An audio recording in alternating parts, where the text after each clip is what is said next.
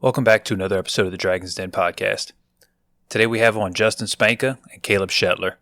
I first met Spanka when he came to teach at the Central Acadiana Fire Symposium with Sean Ryan and the Animal House cadre. I tried to get him on the podcast pretty early on and he kept telling me no, but I was finally able to convince him after he and Shetler completed the Oklahoma Smoke Diver program. They are the first individuals in Virginia to complete either the Georgia, Indiana, or Oklahoma program. I knew that they both had very good experience and something to offer, with both being unsuccessful in the first attempt and then completing it in the second attempt. I was absolutely correct. There was so much in this episode that resonated with me that I had to bite my tongue on multiple occasions so that they could get their thoughts out. I hope you enjoyed this episode as much as I enjoyed recording it. Thanks for listening. All right, welcome to another episode of the Dragon's Den podcast. I am Chris Scott. We have on Josh Bork as our occasional co-host today, and today we have on our guests are going to be Caleb Shetler and Justin Spanka, and super honored to have on both of these guys. But a quick backstory onto how I ran across mostly Justin Spanka and then later Caleb Shetler is that probably I think 2023, if I'm not mistaken, early 2023, the Animal House crew, which both of these gentlemen are a part of, came down to the CAF's Symposium, Central Acadiana Fire Symposium. I brought my entire crew with me, which was a very cool experience, and I really loved that. But Justin was part of that cadre, the maybe 4 or 5 guys that had come down, and we had a really good time. It was an excellent training that Animal House put on. And then that was long before the podcast. So once the podcast started, I was like, man, I want to reach out to Spanka. And he fought me every tooth and nail. He did not want to come on. He's like, I don't have anything to offer. And I was like, you're a liar. And he's like, nobody wants to hear me talk. I said, you're a liar. And so I left him alone. I literally left him alone. And lo and behold, we'll get down that journey. We'll get down the path. But lo and behold, they end up graduating the Oklahoma Smoke Diver program, both him and Caleb. And I said, okay, let me try again. I wasn't going to leave him alone. So I think that there's a story. Justin had posted a longer Facebook post about kind of their journey throughout with Caleb. And I was like, oh, he's got something to say. He wants to talk at least about that. So let's see if we can get him on together. So I said, hey, call Caleb. If you wouldn't mind coming on, call Caleb, see if he wants to come on together. Let's tell a little story. And thankfully, Caleb said, sure. And then Spanka was locked in, and he said, all right, I gotta come on. So that's the quick backstory to how I was able to drag these two gentlemen on. Once again, super honored to have both of them on. And so what we're gonna do is get started with their background. So Caleb and Shetler and Spanka, appreciate both of you gentlemen. Appreciate your time through all of the internet struggles, through all of the travels back and forth. We finally got you guys locked in. But Caleb, we'll start with your background into the fire service, and then we'll and kind of your shorter journey, and then we'll hop over to Spanka. So welcome, gentlemen. Yeah, thanks, Chris. Appreciate the opportunity. Yeah, so my story is not super unique. I fell in love with the fire service at an early age, volunteering Central Virginia, 16, 17 years old, got Fire One EMT, and I've had this conversation with other people. I'm pretty cliche when I say it, but I think there's jobs and then careers and then there's callings. And as that 16, 17-year-old kid, I was like, this is it. This is my calling. And back then, I think, I guess that's over 10 years now, the fire service was still pretty competitive to get in. So I was like, what's the golden ticket? An education and a paramedic card. So I kind of pursued those things because I was like, that means I can work anywhere. So I went out to the Midwest, got a bachelor's degree and my paramedic while I was at it. Met a lot of cool people, got some great mentorship, and I still was kind of pursuing this, I'm going to go be a career fireman. Didn't know where yet. I met my wife, who's from Washington State, and I followed her out there. Got married and worked as a paramedic again, just I'm going to get picked up as a career fireman somewhere. and I did not expect to come back home in Virginia. I had kind of some big city fireman dreams. And when those kind of opened up for me, I realized, hey, it'd be pretty cool to serve back home.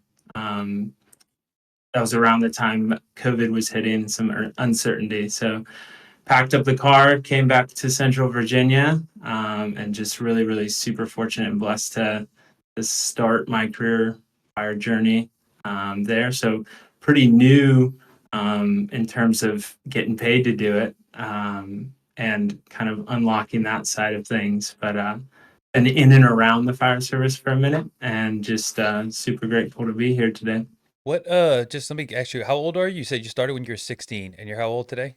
Yeah, 28. 28. So would that, did you, and were you kind of consistently within the fire service playing around, or was it a little bit on and off? Yeah, I mean, I was consistent for those few years. I was homeschooled, and so which basically meant I lived at the fire station once I found it. That was kind of my in. I didn't have much of a life outside of that, and so I kind of cringe looking back on it now. I was the guy with the pager on his belt going around, and I mean, as a young kid looking for purpose, what else, what else can you say but be grateful for that. Yeah. So The, it was pretty in depth at the start, and then thankfully my degree was kind of in pursuit of that.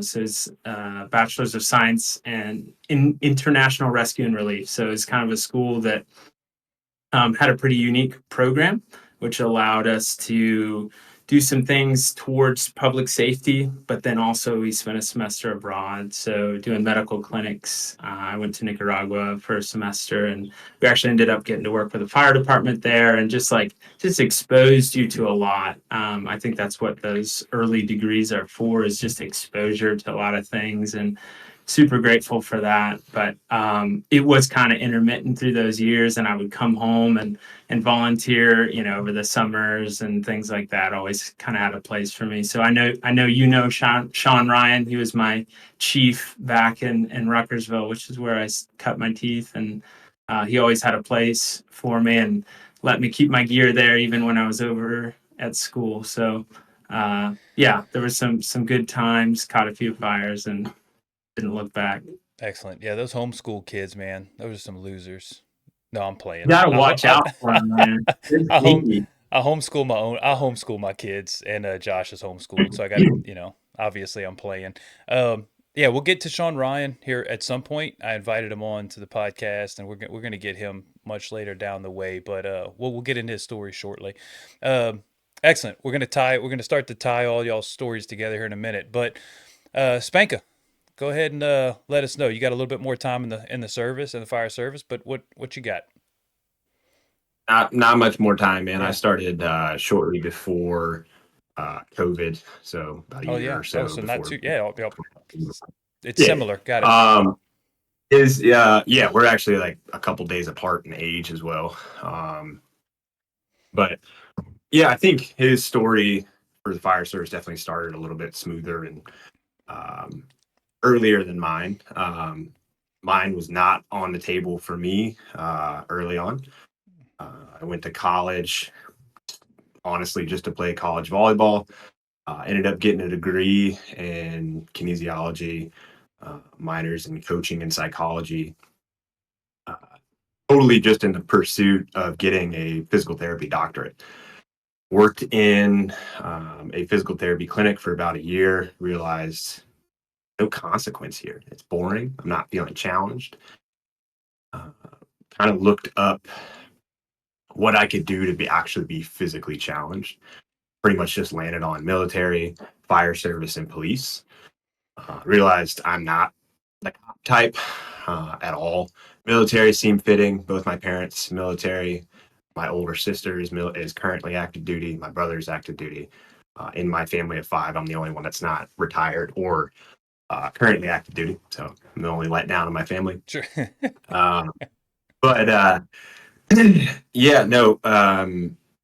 Honestly, I kind of found it when I asked myself honestly of what I wanted to do and kept landing on I want high stress decision making with physical consequence.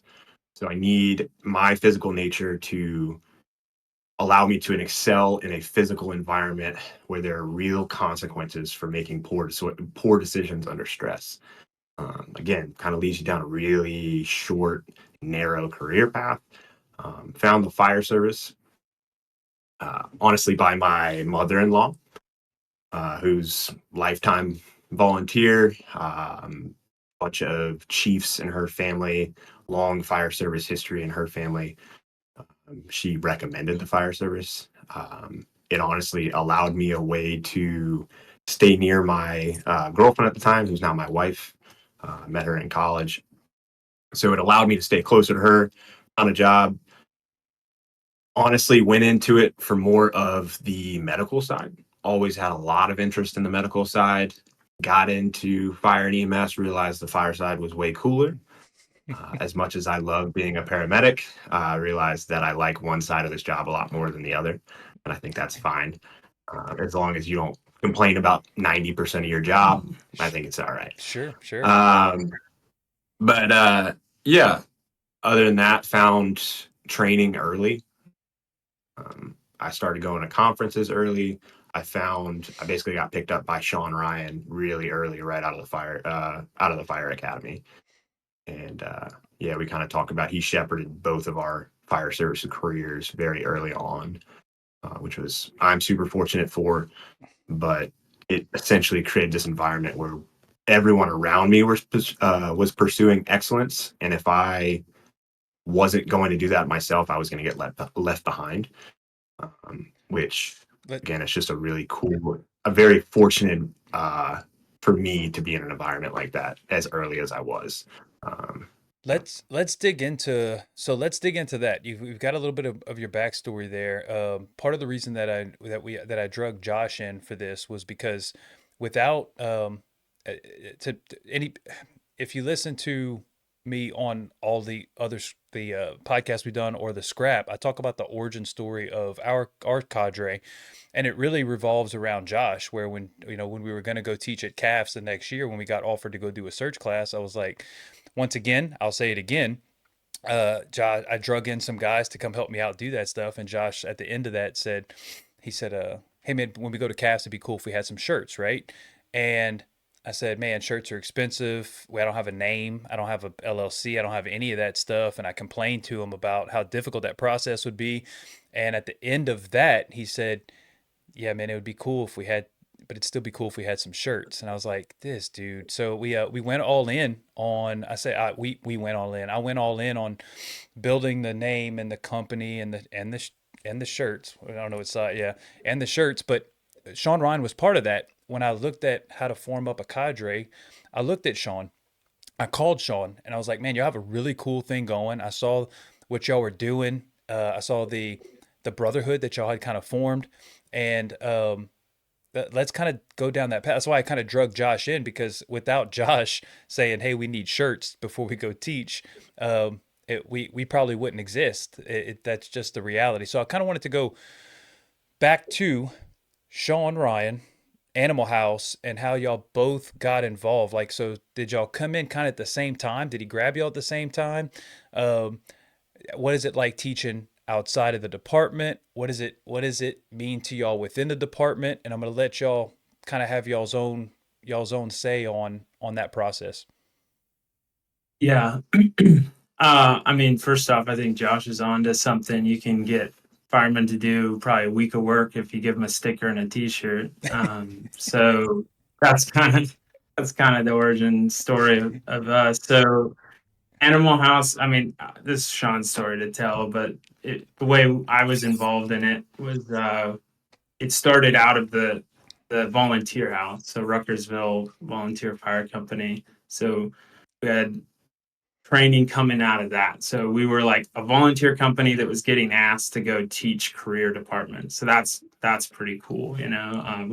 We thought we were something else, but we were just kind of a ragtag group of people that just showed up and wanted to facilitate reps for people, and to engage in a high level of training. And that core mission hasn't changed. It's changed now from no longer being the volunteer side to being Animal House. And again, that's Sean's whole vision and journey to talk about. But I was teaching with them briefly before I ended up joining the career side. And then after the career side, the only thing that changed was the t-shirt we wore, but the message was still the same. It's giving somebody something hard to do, challenging them, and then facilitating those reps for them. You know, we're not here to stand there with clipboards and critique. This is not a consequence-driven training environment. You know, if you go away from our training feeling like a worse fireman, then we've let you down. You know, we're here to build you up and to show you a couple different things, and then at the end of the day, let you do what we already know you can do. Um, uh, Yeah. so that was kind of the beginning of it.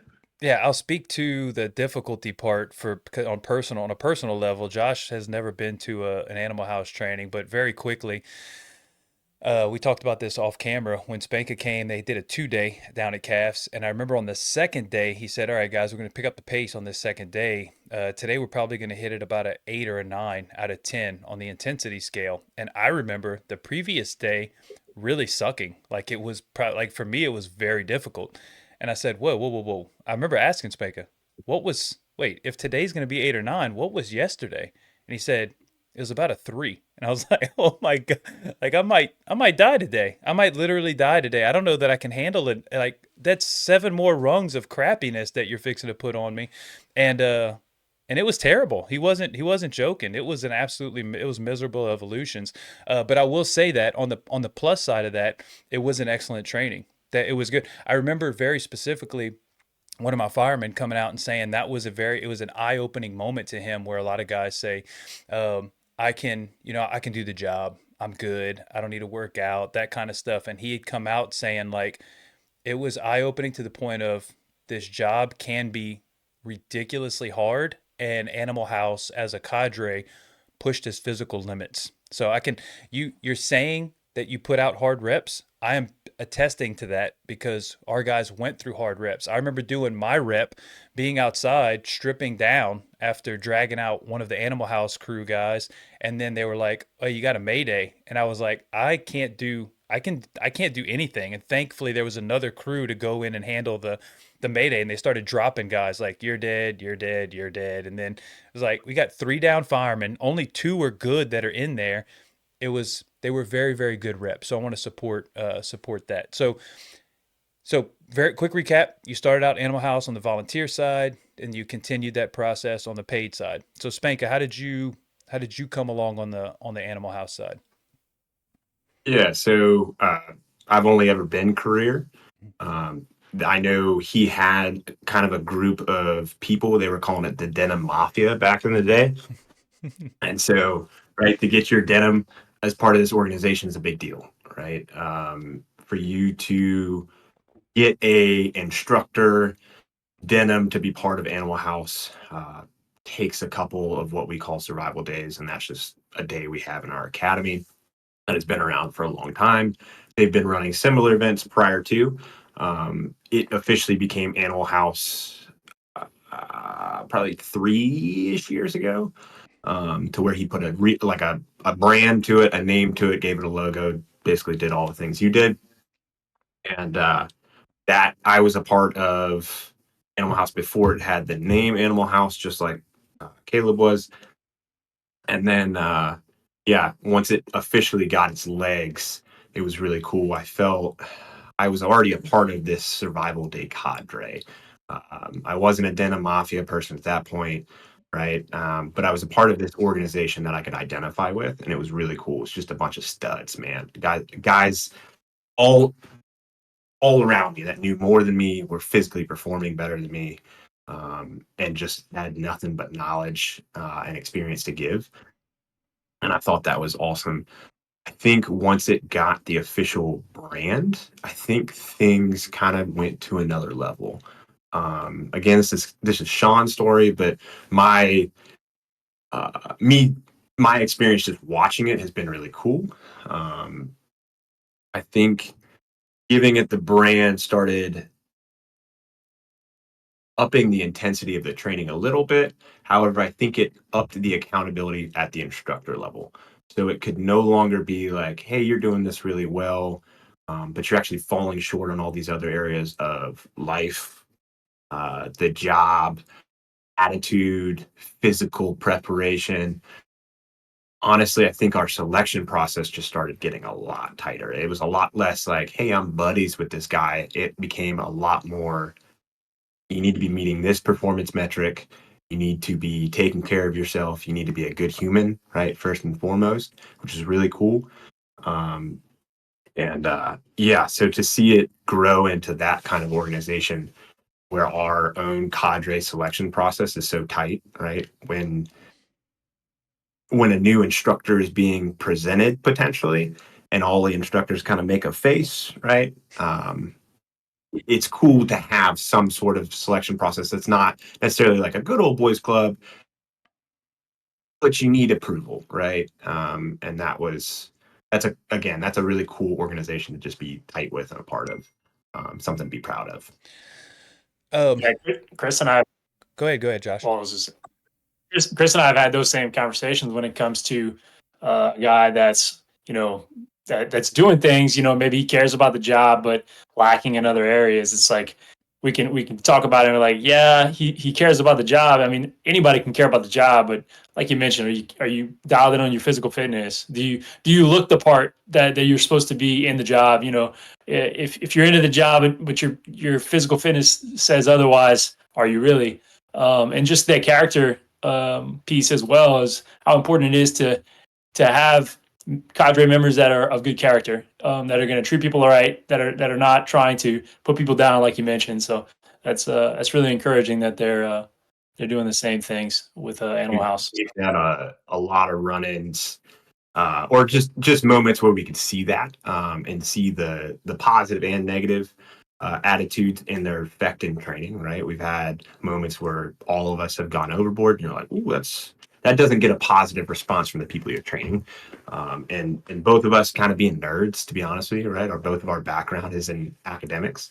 Both of our upbringing is in academics.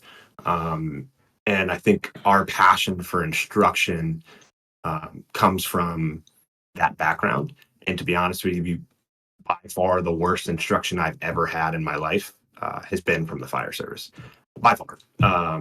When you talk about lack of preparedness, lack of ability to demonstrate whatever skill it is that they're talking about, and like I said, just a lack of preparation on their part.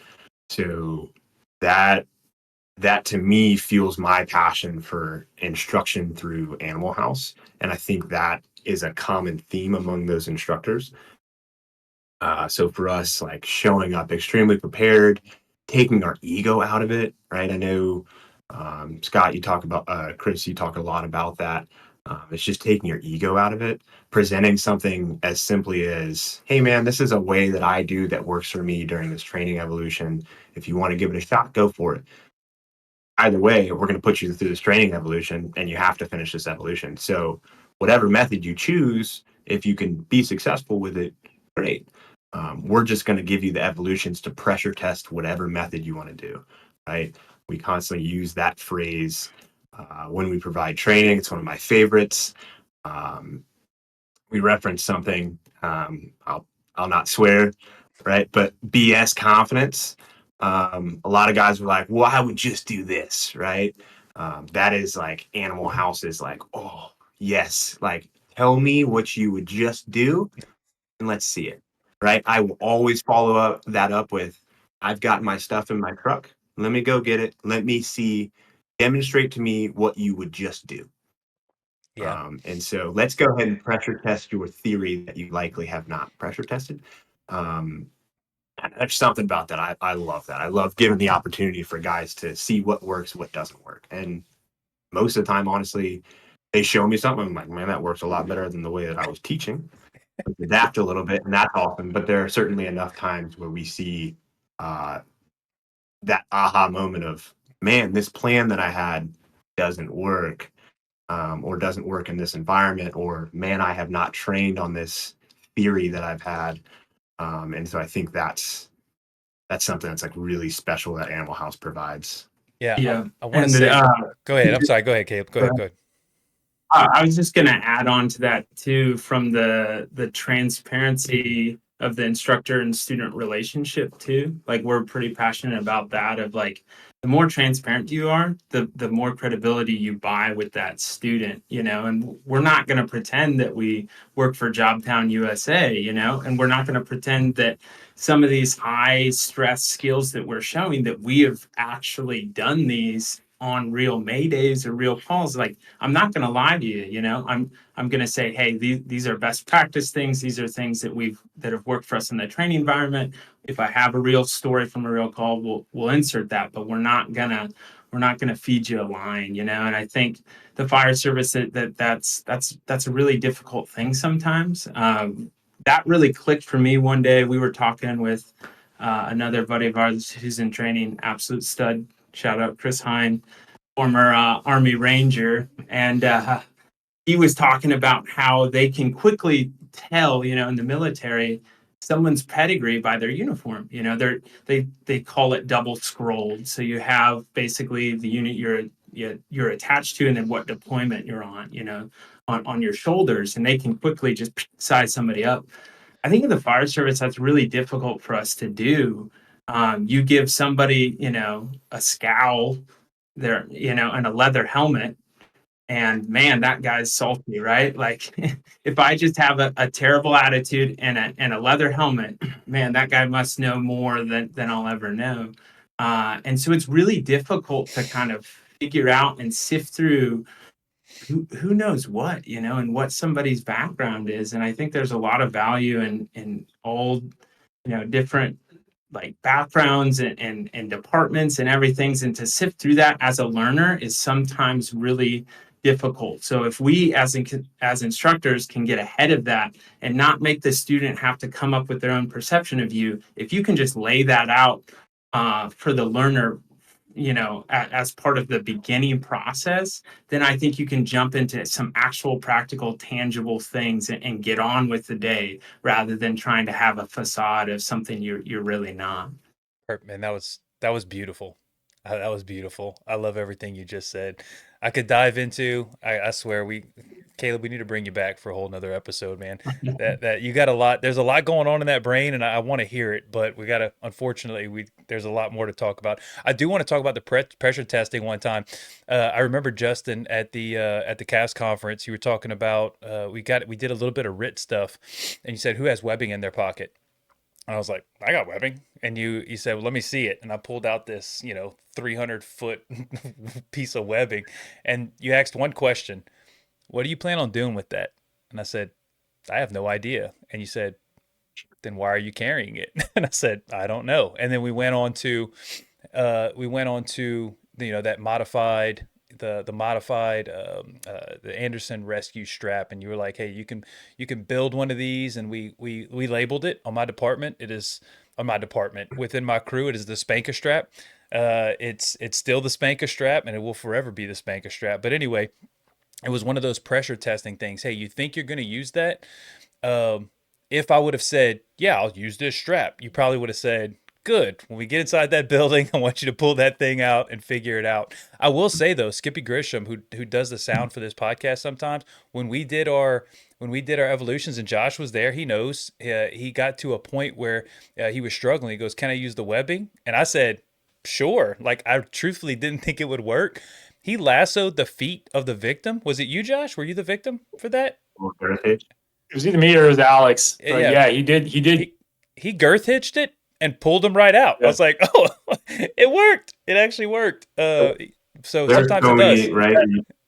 There's so many methods that you can use to be successful. And we present a couple options and we go, you can try these or not. Yeah. What we really want to facilitate, like Shetler had talked about, his reps, man. I want you to get the opportunity to pressure test these things. I want you to get the chance to see what does and doesn't work in this simulated minor stress training environment, right?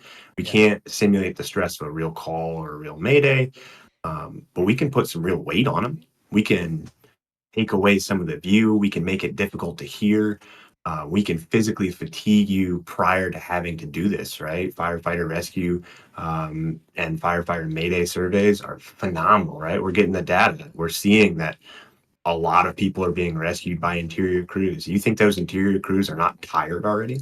Those guys have been working, right? And in our department, it's not common for us to go through 3 to 5 bottles during an incident, right? So you're 3 to 5 bottles in, you're going to be pretty smoked by the time you have to do anything with a victim or with a firefighter. And so, can you do it under fatigue?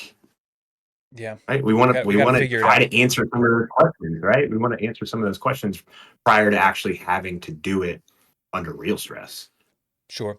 Now let's move into I'm telling you, there's so much we could go down with the rabbit hole with instruction, and we could dive into 1,000 things. What I want to transition into is the reason that I was able to loop and scoop up Spanka is that you guys talk about pressure testing and figuring out if you can do it under stress.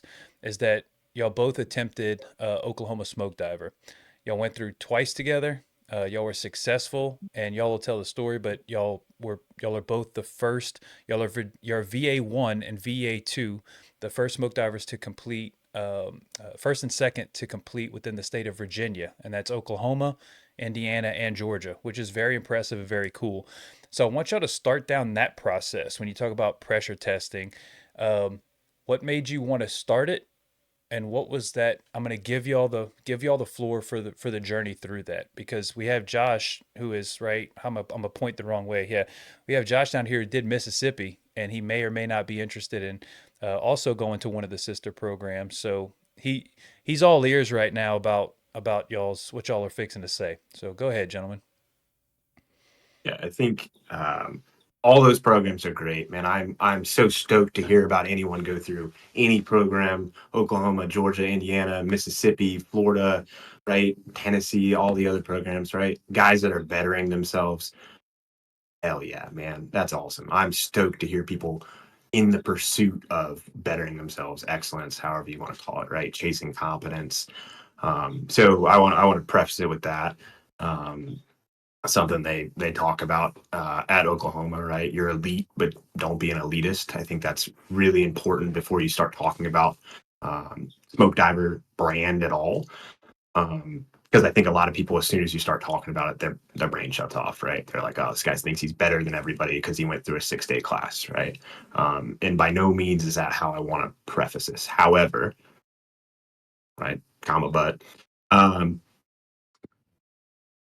the journey through being successful changed my life. I know it. I won't speak for him, but he's talked about a lot.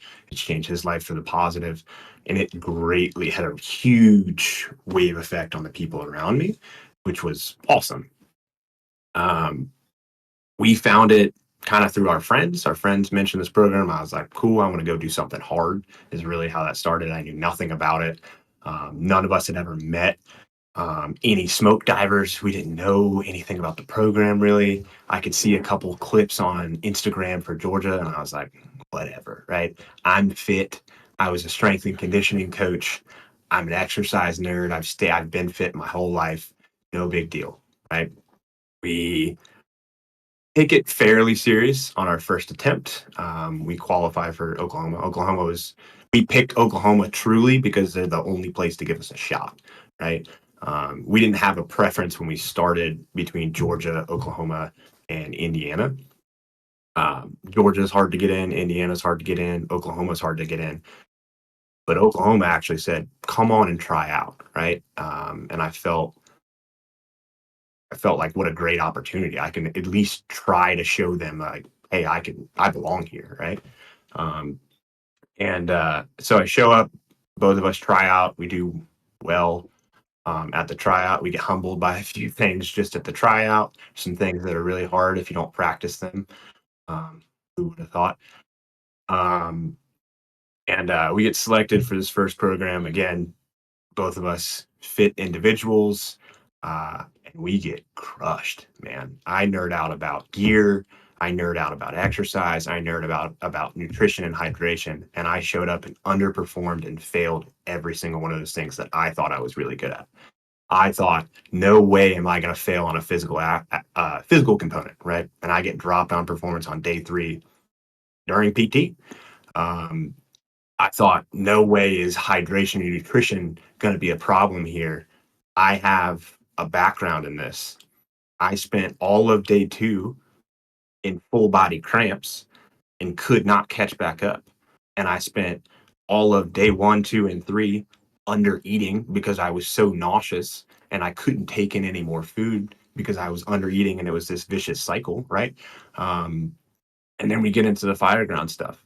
And again, I'm probably the worst fireman out there. And I'm like, all right. So every component of this this process I underperformed at, and man, I looked around and I was just extremely humbled. Came back, kind of tail tucked a little bit. I was very fortunate that I had Shetler through that whole process. A very supportive wife, who, when I called her to tell her I got dropped, was basically like, "Okay, well, when are you going back?" Which is awesome. But yeah, I gained so much coming back. Right, he was teaching at a recruit school at the time. I was heavily involved in that recruit school. We had a bunch of department support. They had blasted out like an Instagram post that said we were in Oklahoma, right? And we come back and everyone's like, "What are you doing back so soon?" And you're like, Shit. and it's an extremely humbling process. I appreciate that he had a very similar mindset coming back, that we were going back to Oklahoma, right? We had made that up in our minds. I had the opportunity. You get an opportunity for an exit interview when you leave the program, and they ask you, right, "Are you coming back?" And they want you to come back. They mean that. So I I want to pause you there. I want to hold you. Yeah. Okay. So you drop out. They ask you if you want to come back. I want to catch back up to Shetler's side. So we heard the basic process up until that exit interview. Did you basically fall into a similar boat? Do you have a different experience? Because y'all both dropped at the same class on day 3. So in about 15 minutes. Yeah. wait, who dropped first? That's important. Me. Yeah, me. I would make sure Yeah, that he remembered that, Caleb. I would make sure that he he remembered is that at all. he is gooder than me. No, That's go not ahead. true. Go ahead. Yeah. So I guess, yeah, I'll back up just a little bit. Right, and I'll answer that question. So Spank and I had never like worked on a crew together. We had taught a little bit together, but it wasn't until Smoke Diver where we started training together. And I was like, dang, this guy's really like, he's able to, number one, he's able to put out the workouts, and I'm really good at doing what I'm told. So I'll just like put my head down and just kind of muscle through these workouts that he comes up with. So we were just kind of like, all right, we're going to go, but we didn't expect to be paired up. And once we got there and we saw we were paired up, it was like, all right, cool. Like this is going to be legit. We've prepped for this. We're going to go. And like he said, just that kind of shock wave of like, oh, not really prepared in the things that you didn't think you needed to be. So like he talked about, nutrition is so big. Like if you're not, if anyone's listening and they're, interested in going and stuff, like you really have to have a plan in nutrition. And that's not a secret, you have to prep, in your training. You have to practice the nutrition that you're going to use there. And we hadn't. Short story, we hadn't. Couldn't eat yogurt for about a year. Yeah, it was pretty brutal. So you have to do the little things right, and we weren't. And we were hanging in there, but you kind of have a look in your eye by day 2 where it's just kind of glazed over. If you looked back at photos of us in class 4, which is the one we filled out on, we were just kind of like glazed over and not really there. We were there, but we weren't there. Bottom of Maslow's hierarchy. Yeah, pretty much. So survival, just pure survival. Yeah. Basically, the down and dirty of it was morning of class 3. He was in front of me. ends up getting dropped on performance on PT. So now my head's starting to spin of like, now my smoke buddy's gone. What's gonna happen? And then the O course starts, and I'm just like looking around like my buddy's not here. So I start going through the O course, and I'm doing my thing, and they pair you up with an instructor, and I'm giving it my all, but I'm pretty fatigued at this point.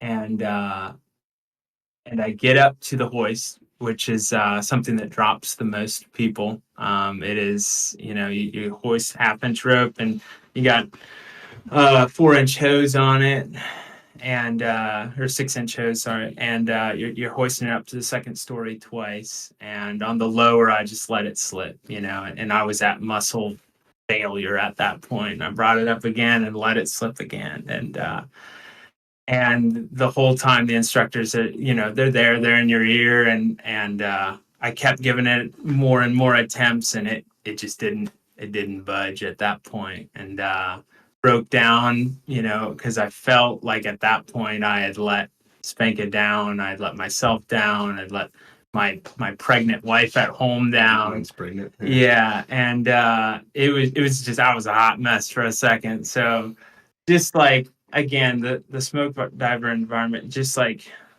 I have so much respect for these men that give up so much and sacrifice to come there to attempt this, that you just honor their suffering, whether they're successful at the end of 6 days or if they made it day one. Like, they put in some suffering, and I think it's really important to honor that fact. And the smoke diver cadre does do that, right? Like, all the Instagram posts and everything, it's yelling, it's chirping, it's trying to get in your head. There is a different side of those instructors when you fail, and they are as supportive and kind and generous as you would believe. So they want you to be successful, but they're not going to change the standard, and so they're very blunt and very clear about that. And you own it in your exit interview. And I was the same as Spank. I wanted to come back, and we had a long drive back to Virginia to think about that. 16.5 hours of reflection, Yeah. A lot of introspection, a lot of outward processing for both of us during that drive home, man. I'm so grateful that we had that opportunity to debrief that scenario, and for both of us to immediately own it during our exit interviews makes me proud, right? I held my head up pretty high about that. During my exit interview, it was really simple, right? Why were you unsuccessful? I was not physically prepared. That's all you have to say, right? There's no other excuse, right? I was not physically prepared. I did not meet the standard. Cool. Have a nice day. Hope you come back, right? You know what the program is now. Come back better prepared. His conversation, exactly the same. And man, what a cool environment to allow somebody to, again, just test themselves, right? And when they don't meet the standard, instead of being like, you suck, have a nice day, go home, don't ever come back, they're encouraging you to meet the standard. They want you to be successful. I truly believe those guys want every single person in that class to be successful, because that means they're meeting the standard. They're not going to change the standard, like Shetler says, right? They're not. The standard is the standard, right? These guys have to send home their bosses, right? Their crew members, their department members. They're sending their own buddies home, right? Because the standard is the standard.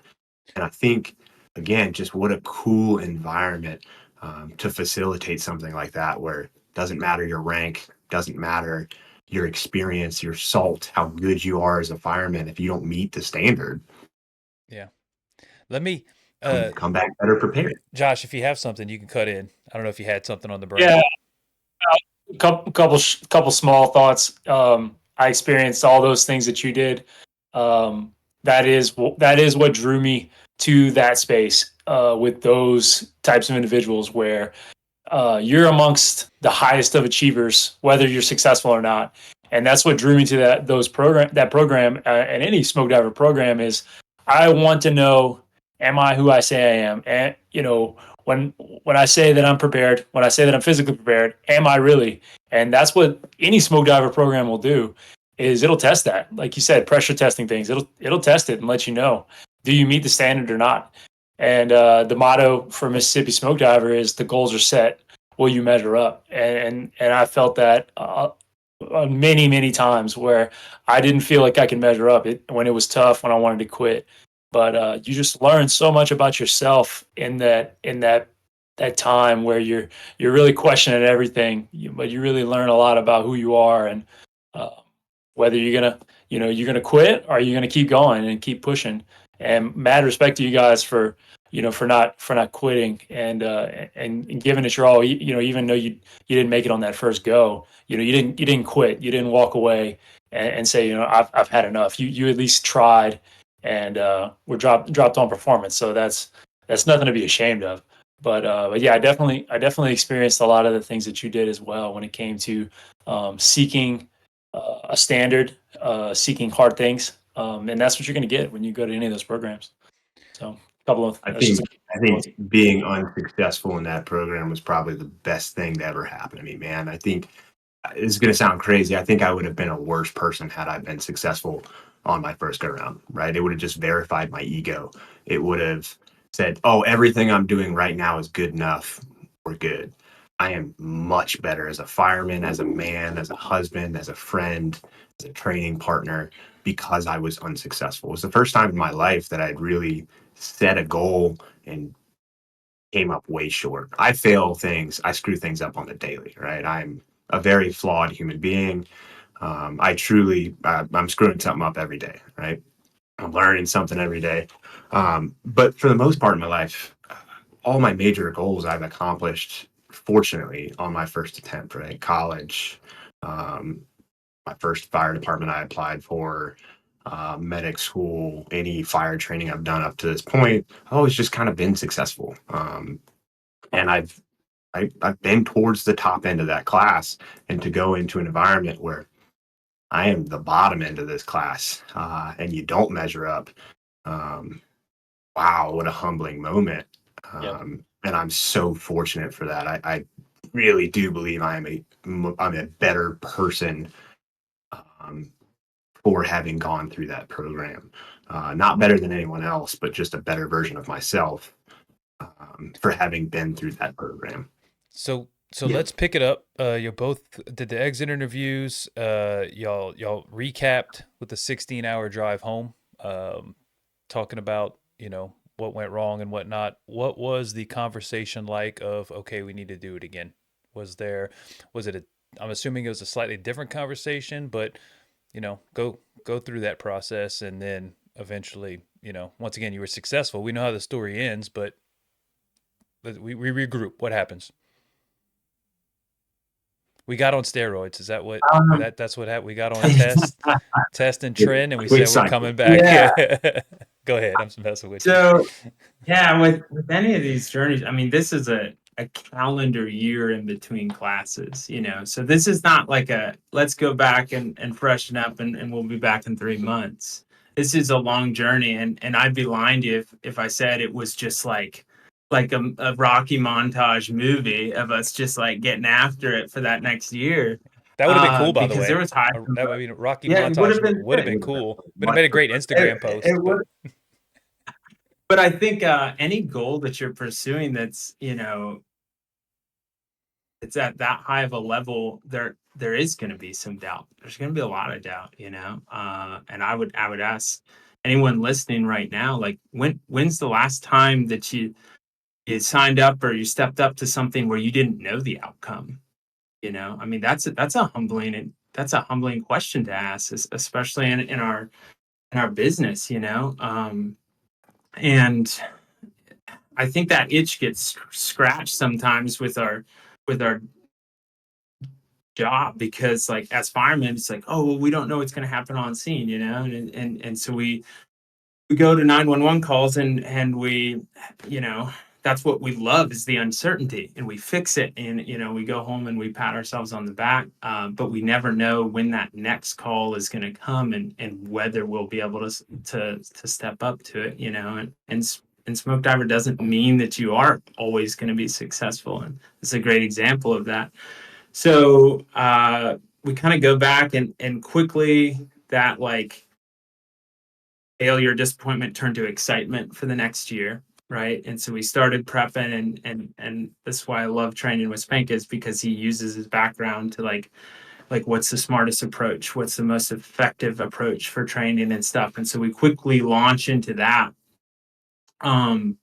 But there's also kind of a point, like I said, over a year where there's some apathy that starts to seep in, and it's like, is this what we're doing? My wife had our first kid, and so I'm a new dad, and we're not sleeping great, and it's like, the goal never changed. Like, that was always in my mind. It was just whether I had that 100% to pour into it that day, or maybe it was 20%, and that kind of changed. And to fail, like Spanka said, after being pretty successful throughout our lives, it kind of rocked my confidence a little bit. And so it kind of, a quote resonated with me. I'm a quote guy. I don't always remember them, but I remember this one. It's an Alex Hormozy quote, and he basically said, self-confidence is not gained by shouting affirmations in a mirror. It's by creating a stack of undeniable proof that you are who you say you are. And it felt like that first failure in class 4, that stack of who I thought I was kind of wiped away. And when we got back, it's like you put that first piece down and you start that stack again. And so we spent that next year basically building confidence and going back, and this is not just physical preparedness, I mean, I'm pretty open about mental health, and I addressed that, and I had been addressing that, and kind of talked to my therapist about it, like there was not any part of my life where I wasn't trying to become better spouse, better husband, better father, better fireman, better instructor. Like, all these areas, I'm just trying to improve a little bit, and I'm seeing that the benefits of that, and I'm seeing that, like, when you put yourself out there, you can increase your confidence. Same thing from you, Spanka. Yeah. Y'all reprogrammed, got back after it. Same thing from your end. But he had it a little bit more difficult than I did when he came back, right? He came back in the middle of a recruit school, right? And so this whole, I don't know how much he was going to touch on that, but I'm going to throw it out there for him, right? He came back to a recruit school setting in which he had just been spending several months telling these kids, hey, you need to stack up, meet the standard, can't quit, all these things. And he comes back unsuccessful at this training program, right? And has to just own it. Day one, hey, I did my best. I was dropped on performance. I did not meet the standard. I'm going to train and go back, right? You just have to take it on the chin. I had to do the same thing with our department. I was in operations at the time. I think that was awesome. He and I shared a very kind of similar journey back, right? We knew we were going back. I struggled with some pretty deep levels of apathy, had a pretty rough year mental health wise. He finally convinced me to start therapy, which was really great. I showed up to my second tryout at probably one of the deepest levels of apathy that I ever really experienced. Didn't care. And that was kind of that turnaround of like, hey, I really do want this goal. I need to fix a lot of areas in my life. I need to make sure I'm showing up for myself, first of all, but also for my friends, for my wife, and everyone around me. And so that kind of started with, hey, take a look inside, which translated, we could kind of talk about later. We saw some pretty direct results of therapy shine during this program, which was, right, I'm not going to sit here and shout how great therapy is like everybody else does, right? It's fantastic. Do it if you need it. But we saw some pretty profound results during this smoke diver program this year, specifically related to therapy. And a lot of that has to do with gratitude. Gratitude for me and for him was a very intentional goal for this program. We started it with literally a conversation that said, I don't care how this goes. I want to be grateful for the fact that we're here. I want to be grateful to suffer. I want to be grateful for these instructors' time that they're dedicating to this program for free. And man, those were really profound moments to practice that under high stress. But No, I'm glad you Yeah. mentioned that. Yes. We don't wait. I'm Josh. We're going to get you. Hang on. That I wanted to mention very quickly that I think this is May is Mental Health Month, and I just had a conversation with a coworker about potentially getting shirts for the department to basically, fight the stigma of, man up, toughen up, all the nonsense that we've been hearing for the past 100 years within the fire service, to make it a little more acceptable to say, hey, sometimes we're messed up in the head for a bunch of reasons, whether it be the stuff that we see or the, the beatings that we take at our work or our home life or whatever the issue is. So I'm glad. I did not expect you to say that. That wasn't on the topics of the list, but I'm really glad. I'm genuinely glad that you said something, because I have a guest prepared that for mental health that came out of the blue, that we're going to just talk about that for the entire episode, hopefully very soon. But I just want to say thanks for mentioning that. Go ahead, Josh. Yeah, I really like how you mentioned the gratitude piece, and when when you're involved in these programs, any one, it's not just a physical test; it's a test of your mental resilience, and that is probably some of the best parts of the program, is testing your mental resilience. And really, when it's tough and when you're in that cycle of, man, I'm hurting, I'm tired, there's that pain, is really being grateful for what you're feeling, because there's a lot of people that aren't in that situation where they'd be dying to feel some pain, because they can't walk, they can't do simple tasks that we take for granted. So I really liked how you brought up that gratitude piece, and that was something that got me through a lot of tough times. Is if you've watched my podcast, you know what happened with my brother. He had to go through the journey with cancer and amputate his leg. And man, there was a lot of times I was feeling sorry for myself, and that snapped me out of it real quick. Is like, man, you gotta stop feeling sorry for yourself. There's a lot of people dealing with a lot more things than you are right now. So be thankful, be grateful. So I liked how you touched on that. That's really solid. I thought you were going to mention what you had put in your helmet. I thought that you were going to touch that. Oh yeah, yeah. I can mention that too. On the other side of my helmet, I put for those who can't. Mhm. For those who can't, I think when it comes to smoke divers, people, they have a perception of who you are. They're like, oh, this is just a Billy Badass that thinks he can do 1,000 up downs. He's better than me. No, it's I learned more about myself, and I found it made me more humble, to realize, like, man, I'm just a guy. I'm just a guy just like you, trying to do the best I can. To this career is very short, and I'm just trying to do the best I can. I'm not better than anybody, but I'm trying to be as prepared as I can to do the job for myself. Like, I want to show up prepared, so I can be an asset to my crew, to the citizens. That's why you do these things. So It's funny you mentioned the feeling sorry for yourself. We several times during the right, preface this with, I am the harsh friend. A lot of the times I point out when my friends are clearly feeling sorry for themselves. Maybe that makes me an ass, but during the program, Shetler and I would constantly say to ourselves, anytime one of us was feeling bad, feeling sorry for ourselves, looking for pity, we'd be like, I'll give you 2 minutes. I'll give you 2 minutes to feel sorry for yourself. And when I check back in, you better have put that down. And so we would do that to each other. And then we realized, like, oh, we could do that to our classmates that have never met us, right? And see what happens, right?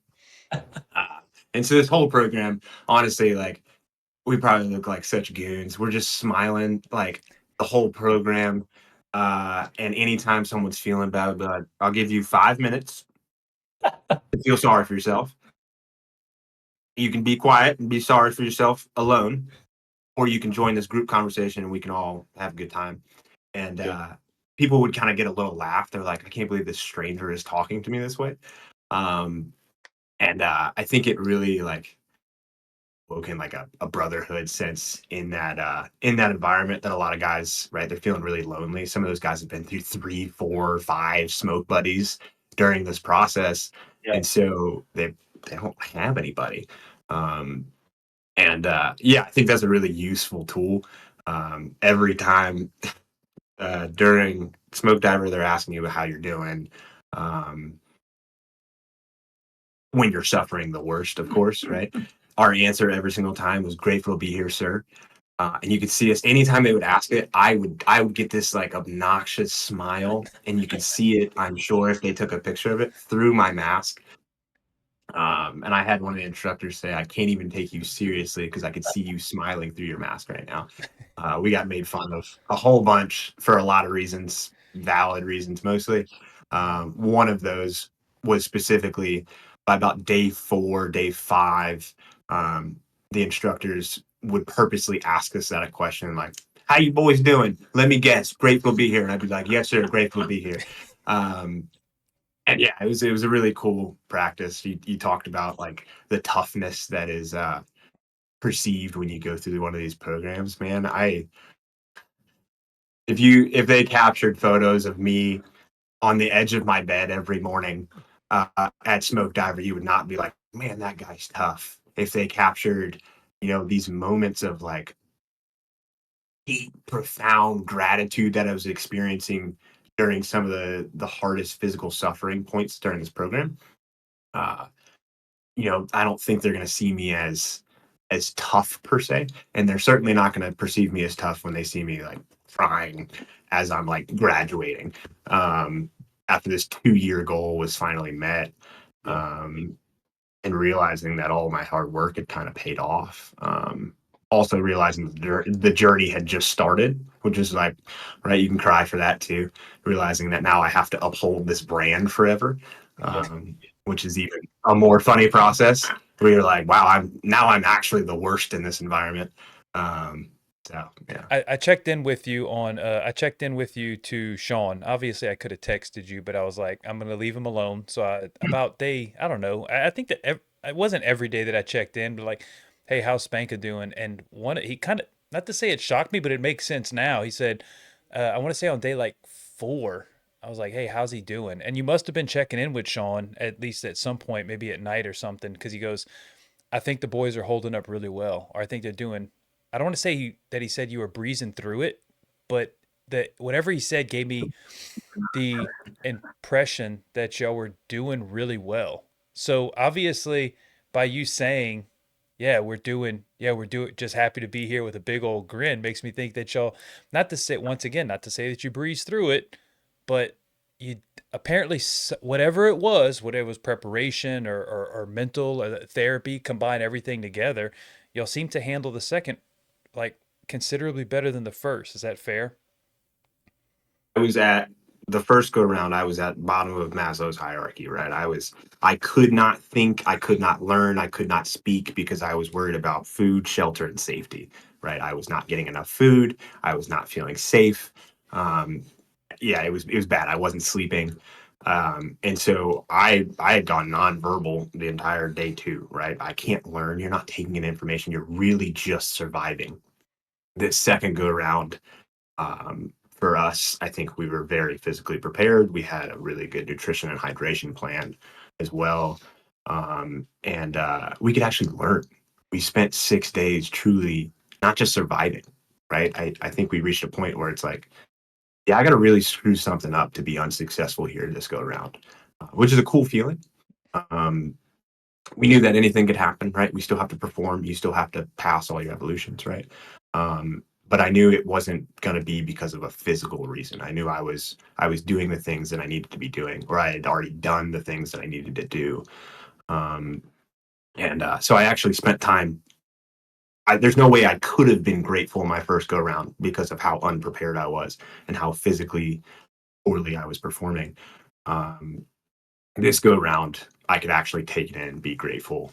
And yeah, just a much better experience when you actually when you show up prepared. It's a much better experience.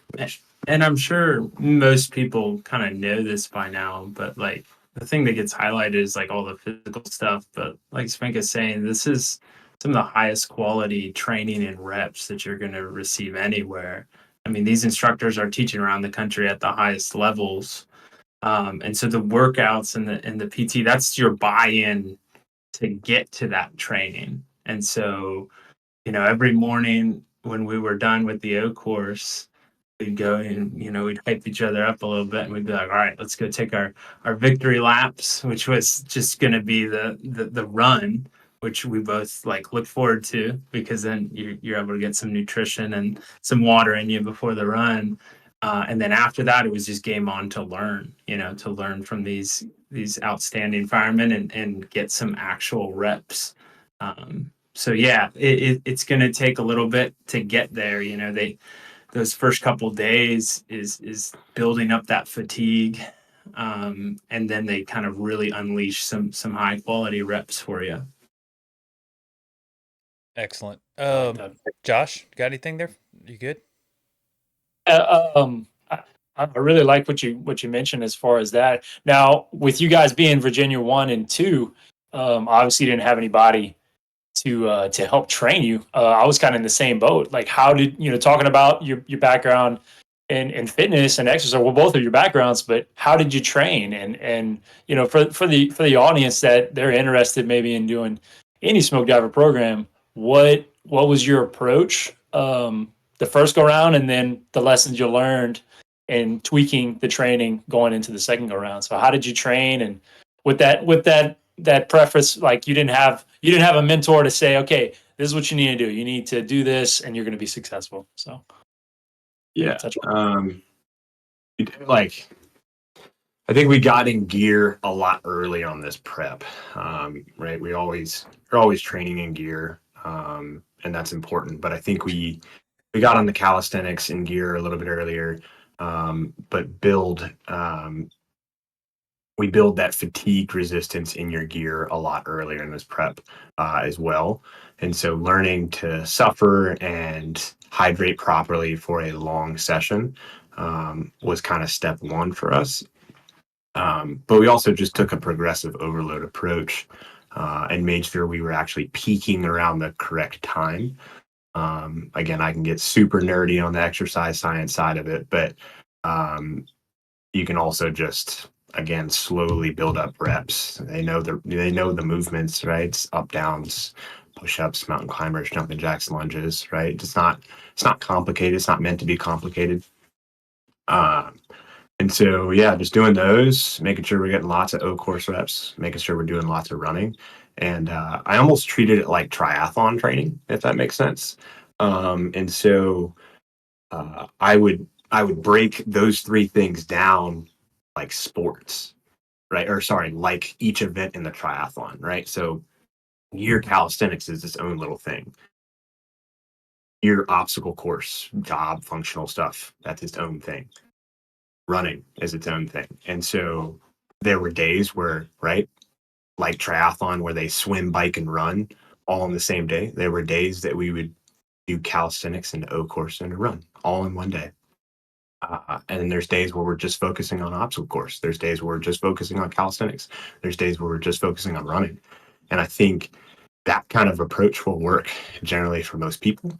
The prep work to get there and to tolerate that, I think, is the difficult part. Building a body that has the fatigue resistance to run a 12-week prep cycle for a smoke diver program, I think that's the hard part. You can will your way through it. There's plenty of guys that I'm just going to do the hardest version of whatever workout I can do every day, and they were successful. Those guys are just tough, and I think that's you can do it that way. But yeah, I think you can really nerd out about it. I see a physical problem, I'm like, I think I can figure out a nerd solution to this. Yeah, I just took, again, the triathlon approach to it, and it seemed to work. Spent every morning trying to keep up with Shetler, which was very difficult. But I'm very fortunate for the last 3 years, man. I've barely had to work out alone, and I don't want to not highlight how fortunate I am for that environment. We were teaching recruit school since January, and we had a group of anywhere between 5 and 10 guys Monday through Friday training with us at 5 a.m. At 5 a.m., we guys would get there. We would hard start at 5:15, 5 days a week, working out before a 10 to 12 hour recruit school instructional day. And these guys aren't even going to Yeah, it's just me and him. I want to preface that as like guys and girls were giving their time in order to support us. And we were like, again, back to the gratitude thing. We would kind of sit there and we were freezing our butts off some mornings, and single digit guys. Yeah, we can't clip in because it's too cold. The rope for our hoist is frozen solid, so we can't even create a bend in it. Yeah, but when you kind of think about it for a second, it's like they're giving up their time and their day, and they're not even chasing this. They're doing this so that we get better, and that's helpful, And it's also helpful to have that little bit of public shaming if you don't show up. Like there was not a missed workout because we knew, like, hey, I can't miss this because you're counting on me. I'm counting on you. So Yeah, Josh just did that. Josh just did that to me recently. We don't work together, but we did work together. He's like, "Hey man, you want to show? I'm gonna be there at 5 for a run. Now we don't start shift till 7, and when you get there about 6:30, he goes, I'll be there at 5, and it's like I don't work out at 5. I don't ever work out at 5. Like unless I'm going on vacation, I have to get up early. But I knew because Josh said it, like I had to be there at 5, and I was like, hey dude, I'm gonna go slow 2 or 3 miles, and then we get there, and we're running at like a 8:30 clip. I don't run at 8:30 clip. And he goes, I said, okay, just 2 or 3, right? And he goes, now the other guy, Frankie Lopez, who's with us, said, now we're doing 5. I'm like, 5? I don't run at this speed at that distance. And you know what? We did all of it. And then of course we did another workout on top of that. The point was, back to your point, it was the accountability side. I have to do it because he said, like, we're not gonna let each other down. If he's doing it, I'm doing it, and it's just going to happen. And I'm assuming that y'all had kind of a similar feeling in that neither one of y'all was not going to show up. You had to show up. I wrote it. I would write our programming out and on a shared note that our entire group could see. And once it was on that note, it just is what it is. And you would get a text from me in our group chat, usually around 3 p.m. the day before, and it said 5 a.m. training center. And that just is what it is. There was no, hey, can we try something else? Hey, can we do something else? Everybody, just put their head down. They were like, today's going to suck. And tomorrow's going to suck. And the day after that's going to suck. And they could see it for the whole week. They know it's just going to be a tough week, week after week. And yeah, what a privilege it was to have a group of guys and girls that were down to just get after it, man. There's most of our class, they had to train alone, right? These guys are training in their basements alone. They're training in their driveways alone, in departments that may not support them working out in gear, or, chasing this goal versus, man, I ain't done a workout by myself in a long time. And yeah, I can't understate how grateful I am just to have that environment. When a lot of guys don't get that environment. Did you see when you committed to that goal and you started training, did you see that it was kind of infectious, that more guys were starting to, hey man, I want to get in on that? Did you see that? Dude, it's especially us going back and being successful. We had a really cool moment where we're just kind of the couple crazy guys that wanted this goal. And now we've got quite a large group where I want to speak it into existence. I don't want to run from it. I would love to just create this pipeline, right? Our small little town in Virginia, right? Central Virginia in the mountains, and just create this pipeline of studs coming through and being smoke divers. Like, how cool would that be? Our department that's about to crest 200 people, getting a bunch of smoke divers through 16 hours away. Like, I want the instructors to see, right, our small little county on that roster list and be like, all right, right, like they do with Wichita and Tulsa and Frisco, Texas, and all these other places that just produce these studs. I would like our small little county to be that. I think that's cool, and we've got a bunch of dudes that are starting to be, like, I think they see that it's possible. It's not just this like unobtainable goal. And I think it's again just cool, like you said, infectious. And we have the resources to do it. Like, we're not the fittest guys in our department. I'm not the best fireman on my own crew. Like, it's like, it's crazy the potential that's there. And so the only thing that's different is we just said, like, we'll try it, you know. And we got out there and got our butts kicked and learned from it and went back. And so the potential is there, and I know that there's that waiting potential in other departments across the US, and so if there's guys that are, don't feel like they have a training buddy, don't, want to know what to expect or prep for, just like, find somebody that'll answer those questions. I'm not on social media, but like, I'll give you my email and we'll chat, or my phone number, and we'll figure this thing out, because just the pursuit of this goal makes you better. Just the pursuit. Like, I wouldn't change that we failed that first year, because that meant I got 2 years of pursuit of a goal. And creating an algorithm that you run your life decisions through. Does this serve my goal? Does this not serve my goal? Is super important to have. And you just kind of step up to that goal and that preparation. Josh, you want to leave it there or no? Yes. Well, quick thing. So what you mentioned when you came back, how that changed you. What changed about each of you, and how you looked at the job, how you interacted with your coworkers, your spouses, like what changed? Because I felt it changed me in a lot of ways too. Like what changed for you? How would you describe that? You first. You good? You good?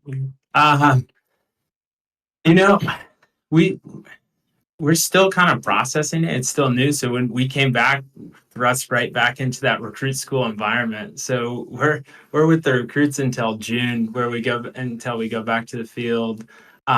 So honestly, I don't know if we've fully processed everything and been able to implement it into shift work again, because right now we're with the recruits. But I think what an awesome opportunity with the recruits to get our fingerprints on them in a positive way, and show them like, hey, we're not afraid of failure. We're pretty transparent with our failures. I think that's been what's really changed me a lot, is like, I'm not running from failure. I'm not avoiding that anymore. I'm going to embrace it and show you what I've learned from it.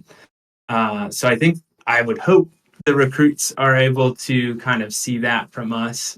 We're willing to demo anything in front of them. We just, the other day we had live fire VES, and like, we're going to rep it before you guys go, because we're not going to ask you to do anything we're not willing to do. Forcible entry, for stretching lines, we'll demo what we want to see first. So I think it's definitely changed our perspective in terms of like just stepping up to the plate to just give it a shot, man. I think there comes a time where it's like, the longer you get on the fire service, the more resistance you have to stepping into that potential to fail, and that's huge in the training environment. So it's like, if I just hang back, then I won't fail. And that means that I'm going to gain seniority. I'm going to gain, become that senior man, when in reality, like, those new guys just want you to put in some sweat equity with them. They just want you, next to them, doing the same dumb things. We'll laugh all the time. Let's tell the recruits, did you see like how I just messed that up? And they're like, yeah. And I'm like, yeah, like, we should never come away from that learning environment where we're scared to learn and we're scared to do something because we might mess up. That fear is going to be contagious throughout your career. So if you have that recruit for those 6 months and you create a healthy relationship with learning and failure, they're going to be unstoppable, man. They're going to avoid a lot of pain that I put myself through because I was afraid of failure for so long. and I'm really excited for their opportunity to do that. Spanka, Yeah. how to change Yeah. you? Yeah. I mean, he said, I want Um, to say real quick, we could go down so many rabbit holes. You said so much good crap right there. It was ridiculous. Like stuff that resonates with me hard, really hard. yeah. You said stuff previously that I know Josh wanted. He didn't dive into it, but when he talked about showing what was possible, we could. That was, opening up like, hey, maybe there might be a So pipeline from our area. Um, but we'll see what Spanka says on the how it changed him side. But that's all. Very good stuff. Go ahead, Spanka. Yeah, he covered a lot of the same stuff. I think we had a very similar journey, which is awesome. Um, Obviously, that failure really taught me like to be humble.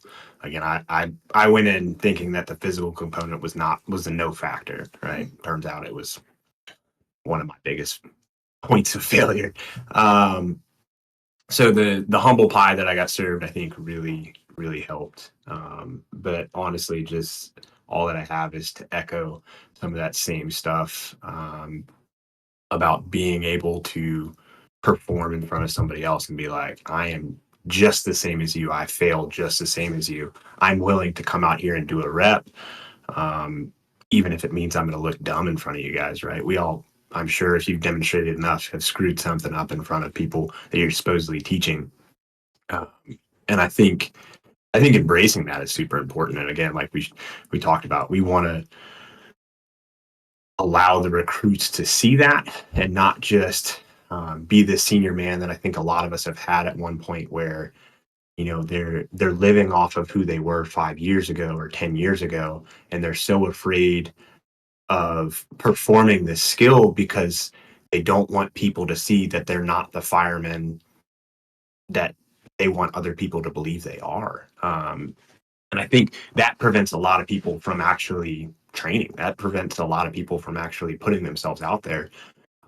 And so to be in a position now, embracing failure, embracing, the opportunity to get more reps and to train in front of people and be able to demonstrate these skills. I don't ever want to turn into that guy that's riding who I was 5 years ago, or who's trying to pretend I'm some guy that I'm not, and allowing my mystique or my, me not talking about my experience, or me, not willing to train in front of people for fear of exposure.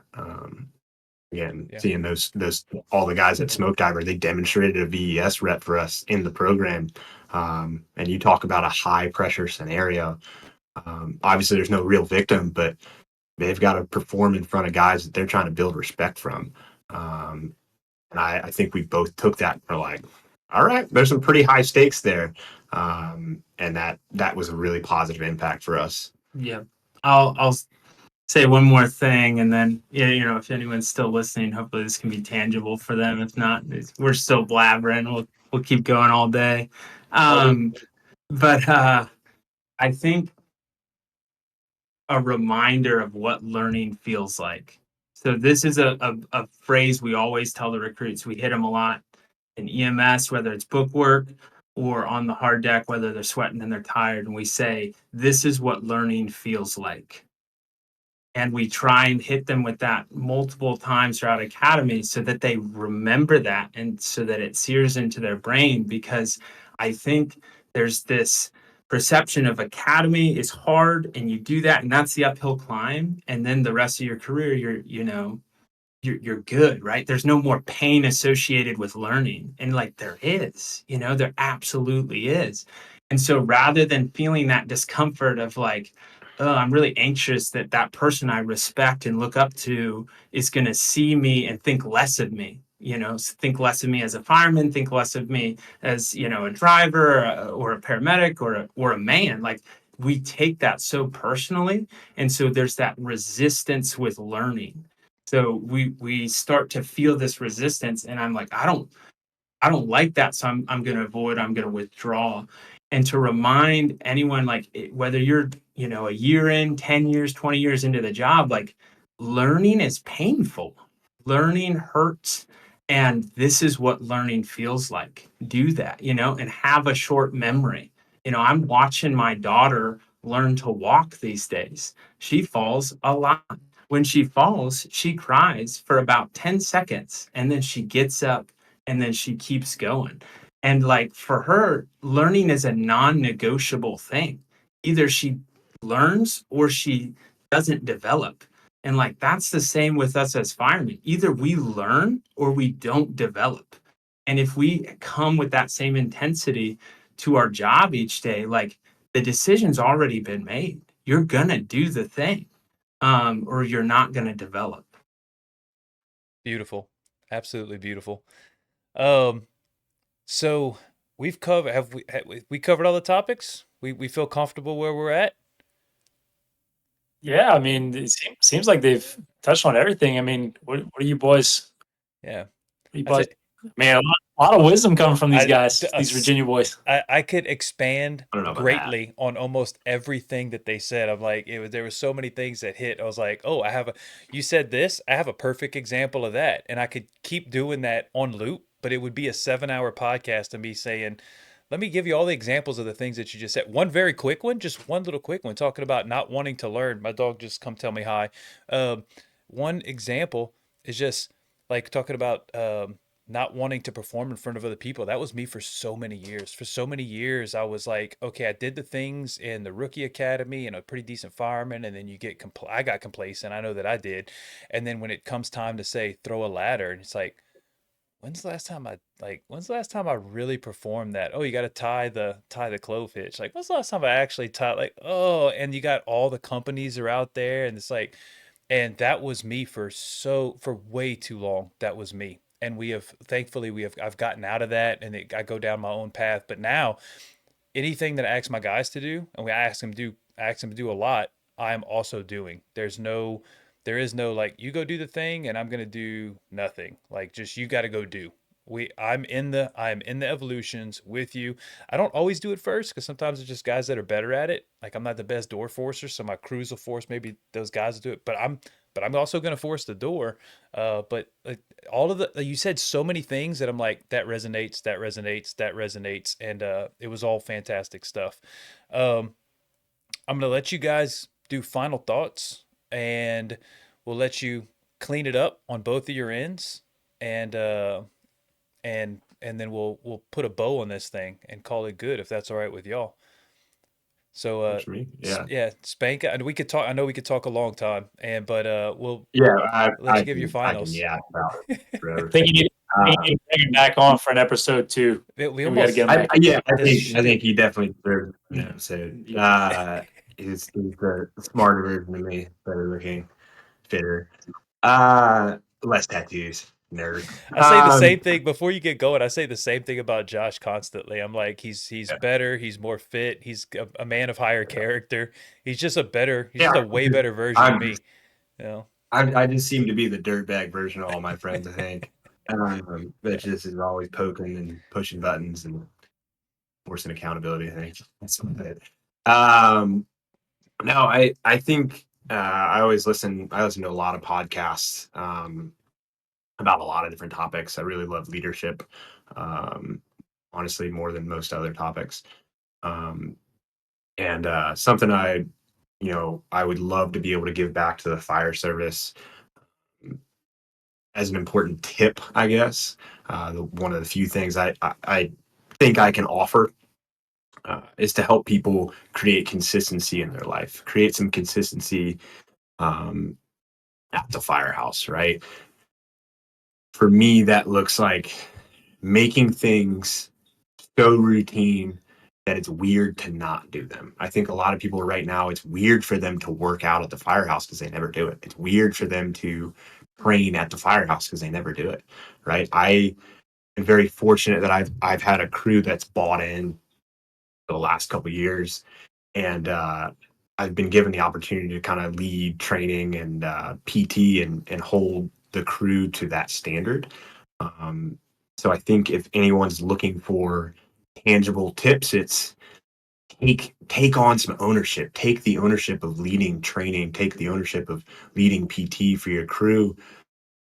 and create a routine. So train every day. Like every day you show up to work, do some training, have some training up, write it down, right? Make it non-negotiable. If you put it on the board, right, you know you have to do it. For most people, once it's in writing, it's going to happen. So put something down, training for that day, put something down for PT for that day, eat meals together, train together, work out together.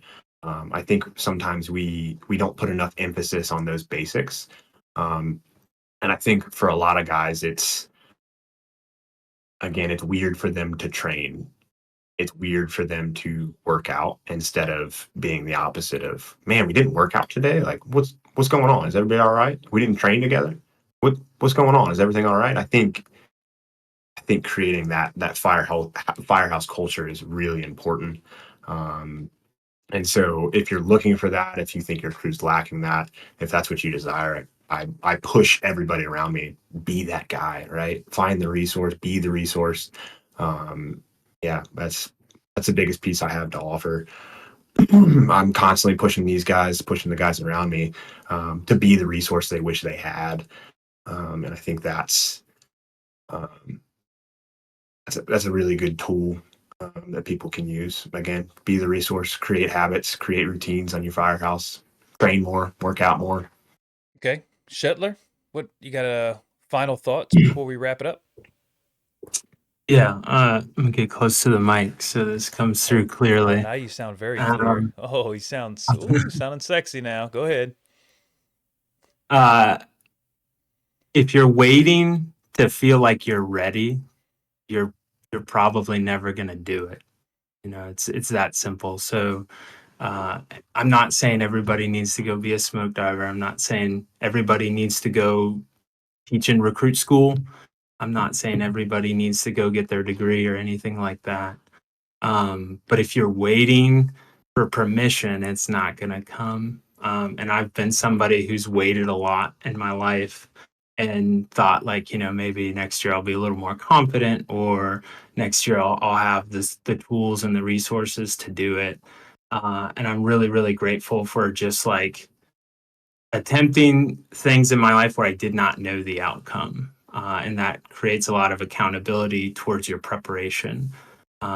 So if you're thinking about doing any of the things we've talked about, please just do it. You know, if whether that's in a small thing like teaching, you know, if you're a new guy, or if you're an older guy who's been on the job for a little bit and you have that wisdom, please pass it on. You know, there are better people to teach and there are better people to show things in this fire service, but your crew, your department, only they have you, right? So passing that buck to somebody else, there are better people in our department to teach, right? We're willing to teach this recruit school, you know, and so just say yes to that thing and you're going to see a lot of growth in your life.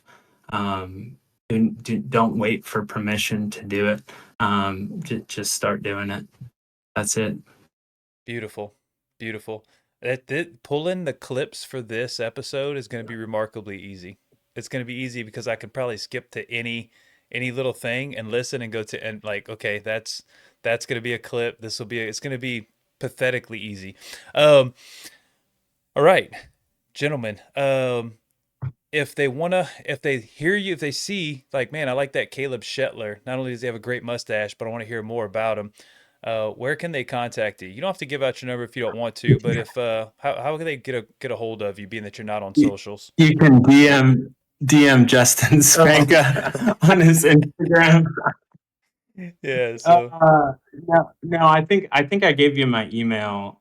You feel free to put that in the show notes. I'm old school. That was one of the things that I felt like I had to cut out of my life for a variety of reasons, but got off of social media in order to pursue some of these things and realized a lot of benefits from not being on there. But that means that I'm not super reachable on the nope. social. So Nobody's yeah, gonna look at the hit me show up the notes. What's your email. email? Nobody's gonna look at the show notes. What's your Yeah.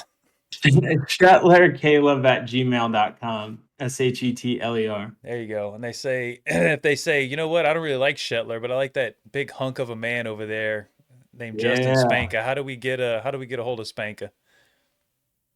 Yeah, Instagram's probably the easiest, man. I post pictures of my dog, and music that I like and funny memes. It's about it. Provide very little value to the world. But Yeah.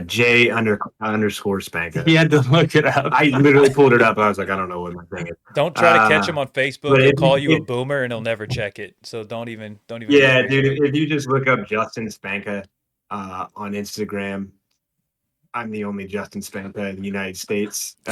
Weird fact. Actually, That is a good there's not a lot of me. Yeah. Yeah, so very unique last name. But yeah, man, just Instagram's the easiest probably. Awesome.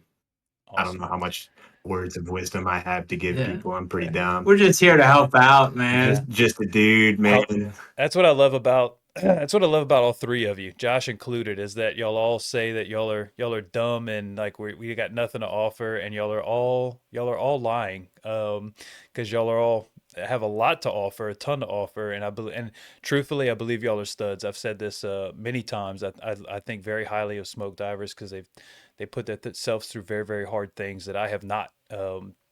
And I appreciate I appreciate the efforts. So yeah. Fine. Yeah. Not sure when this is coming out, but we're going to be at MAFC, teaching at MAFC later this month. So Metro Atlanta Firefighter Conference. yeah. So come I know take the class. It shouldn't be out by then, but Nope. But if you happen to see it, right, you can listen to you coming to them. Yeah, we'll go back in but time. yeah, we There's have the privilege. I have four. Have the, This is have the the privilege fourth. to develop these. Yeah, this is the fourth podcast that I'll have in storage, and it's going to be about 2 months before this thing sees the light of day. So maybe I'll push you up ahead of the names that I have coming No, up. don't. We'll see. No.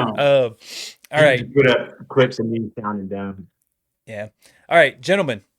I appreciate both of your time through all of the internet problems, through all of the setups, through all of the having to drive through the mountains to find decent internet, through my internet problems.